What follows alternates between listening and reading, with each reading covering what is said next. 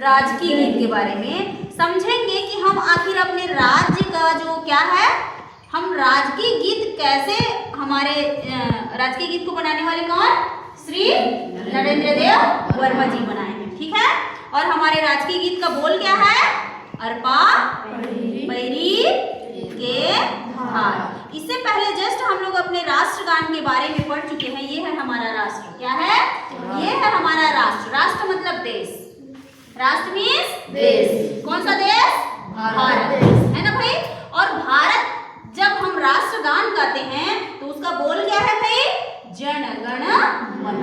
ठीक है, तो जन गण मन जब हम गाते हैं तो उसकी कुछ महत्वपूर्ण बातें ऐसी होती है, जब हम अपने राष्ट्र का गान कर रहे हैं, उससे हमको लगाव है, प्यार है, तो कितने समय में गाया जा रहा है, ऐसा हम लोग पहले पढ़ चुके हैं ना, एक वीडियो हमारा है, हम उसमें देख चुके हैं। ठीक है, तो उसी प्रकार से यदि हम कुछ प्रांतों को, नदियों को करके हम, और इसकी रचना किसने की थी, श्री रविंद्रनाथ टैगोर जी ने, उसी प्रकार से हमारे राजकीय गीत, हमारे राज्य का नाम छत्तीसगढ़। तो छत्तीसगढ़ के अलग अलग प्रांतों को लेके अलग अलग नदियों के बारे में बनाया गया है हमारा राजकीय गीत। ठीक है, तो हमारा जो यहाँ पे देखो, आप लोग पीछे भी देखेंगे जो चित्र मैं बनाई हुई हूँ, है ना, थोड़ा सा देखिए उसको, देख दे। तो इधर वाला पिक्चर दे लेना बेटा, ये वाला, कि महत्वपूर्ण तथ्य में देखो, इसके रचनाकार श्री नरेंद्र देव वर्मा जी हैं, और लगभग इसको गाने में 1 मिनट 22 या 23 सेकेंड कुछ है, फिक्स है इसका भी समय। और उसके बाद आगे कितनी नदियों के बारे में है भाई, 4 नदियों के बारे में, और जिले कितने हैं, 7 जिले के बारे में है। हमारे छत्तीसगढ़ में वर्तमान में कितने जिले, 33 जिले। 33 में से 7 जिलों का वर्णन इस अरपा पैरी के धार में, 4 नदियों का वर्णन और एक हमारे राज्य, ठीक है, इसके बारे में किया गया है। ठीक है, तो यहाँ पे आ जाते हैं हम लोग, उन 4 नदियों को देखेंगे। बोल क्या है, अरपा। तो अरपा हमारी जो रिवर है, अरपा नदी आप लोगों को यहाँ पे मिल जाएगा बिलासपुर। हमारा बिलासपुर यदि चलते हैं तो हमारा बिलासपुर जो है वो किसके पास बसा हुआ है, अरपा नदी के पास। ये नीले कलर में आप लोगों को दिख रहा होगा यहाँ पे, जैसे यहाँ से देखो आपको दिख रहा है, क्या दिख रहा है, ये वाला गरियाबंद के नीचे में आप यहाँ पे आ जाएंगे, सारंगढ़, सरायपाली, और इधर 4 नदियों में से पहला हम शब्द उपयोग करते हैं अरपा नदी। कौन सी नदी, अरपा नदी। तो यहाँ पे आप लोगों को मिलेगा अमरकंटक की इधर, गौरेला के इधर पठार से निकलती हुई अरपा नदी, जो कहाँ मिलेगा, बिलासपुर में मिलेगा। ठीक है, उसके बाद आ जाते हैं पैरी नदी। पैरी नदी आपको ये देखो ब्लू कलर में दिख रहा है, और बहते बहते ये देखो, ये जो पैरी नदी है हमारी, ये महानदी यहाँ से निकलेगी। ठीक है, कहाँ से, सिहावा पर्वत से। ठीक है, ये कहाँ से, सिहावा पर्वत से, वहां से निकलेगी, और फिर कहाँ बहते हुए हमारे, कहाँ पे है देखो, ये यहाँ पे दिख जाएगा हमको, ये देखो महानदी दिखी, धमतरी के सिहावा पर्वत से ऐसे निकली हुई है। यहाँ से देखो, यहाँ से होते हुए कहाँ गई है, गरियाबंद गई है, फिर रायपुर गई है, फिर कुछ थोड़े टाइम के लिए कांकेर में भी थोड़ी सी बहती है। ठीक है, फिर महासमुंद से होते हुए, बलौदा बाजार से होते हुए, जांजगीर चांपा, कुछ पार्ट को कवर करते हुए, शक्ति, सारंगढ़ से होते हुए, ये देखो उड़ीसा पहुंच गई। ठीक है, ये उड़ीसा राज्य आ जाता है हमारे पूर्व में, ये देखो लिखा हुआ है उड़ीसा।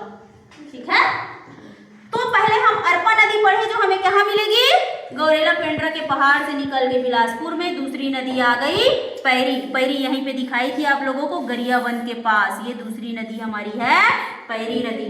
ठीक है, जो गरियाबंद से निकल के महानदी की सहायक नदी है पैरी नदी। ठीक है, यहाँ पहुंच गई। तीसरी नदी है महानदी के अपार बोलते हैं, तो हमारी छत्तीसगढ़ की जीवनदायिनी नदी 290 किलोमीटर, और सबसे बड़ी नदी हमारे छत्तीसगढ़ में बहने वाली सबसे लंबी नदी कौन सी है, महानदी। ठीक है, इसके बाद दूसरी सबसे बड़ी शिवनाथ नदी है, लेकिन उसका वर्णन हमारे इस वाले राजकीय गीत में नहीं है। ठीक है, लेकिन हमारे छत्तीसगढ़ की गंगा कह दीजिए, छत्तीसगढ़ की जीवनदायिनी नदी कह दीजिए, छत्तीसगढ़ की प्राणदायिनी नदी, क्योंकि बेसिकली यही जो ज्यादातर जनसंख्या बसी हुई है, हमारी बीच वाला भाग छत्तीसगढ़ का मैदान है।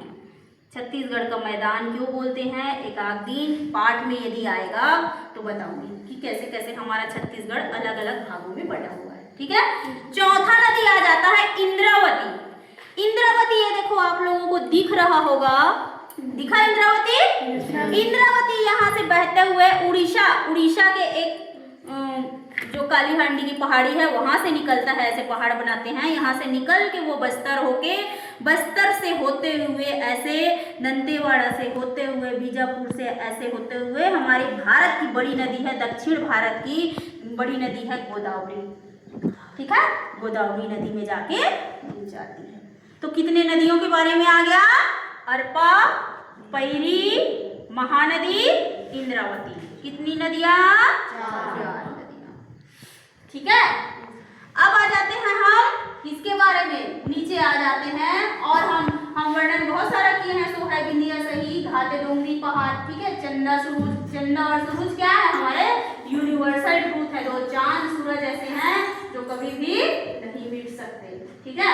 बने तोड़ नैना, फिर सोनहा धाने के संग, लुगरा के हरियर रंग, ठीक है। तो बोली जैसे सुखर मैना के बाद जो हमारा लास्ट जो है उसमें जिलों के बारे में है, जिलों के बारे में है कि नहीं? ये देखो यहाँ से जो व्हाइट कलर में यहाँ तक लिखी हूँ रायगढ़ है, तो मैं यहाँ से मिला के दिखा देती हूँ।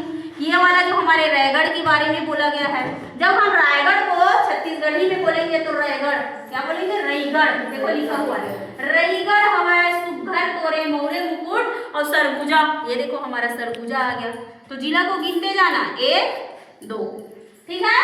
उस सरगुजा के बाद बिलासपुर लिखा है, बिलासपुर जिसको हम बोलते हैं हमारा संस्कार धानी, वो लिखा हुआ है बिलासपुर।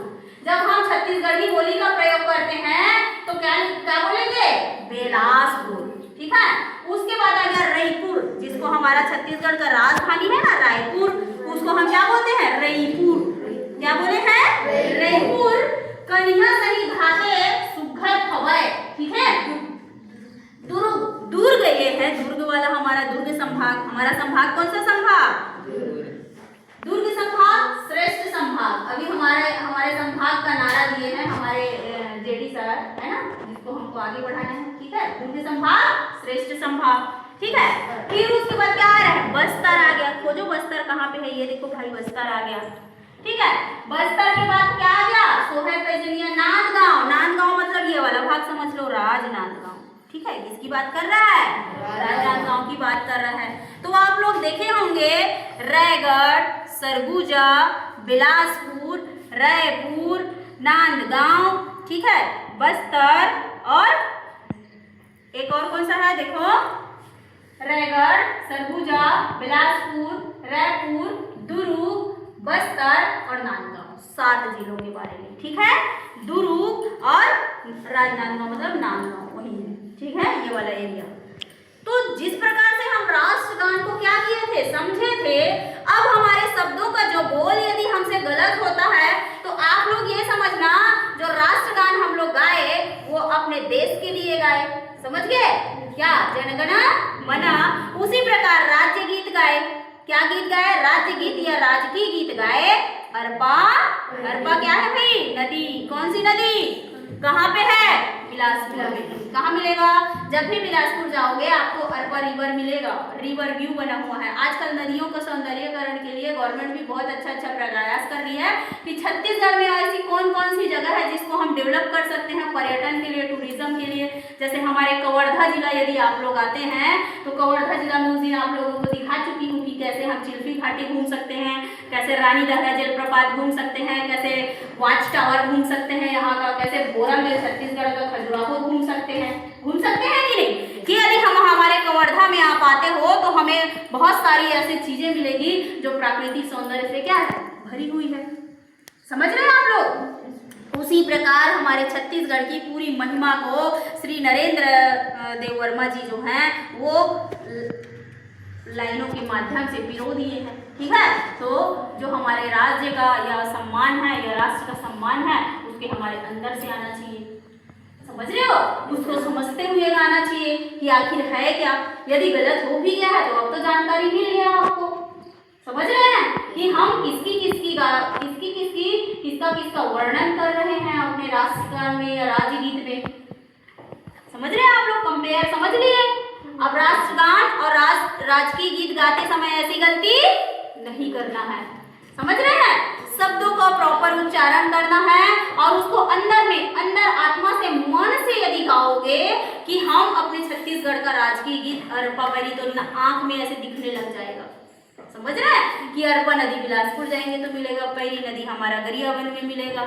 ठीक है, समझ गए? ओके, ठीक है।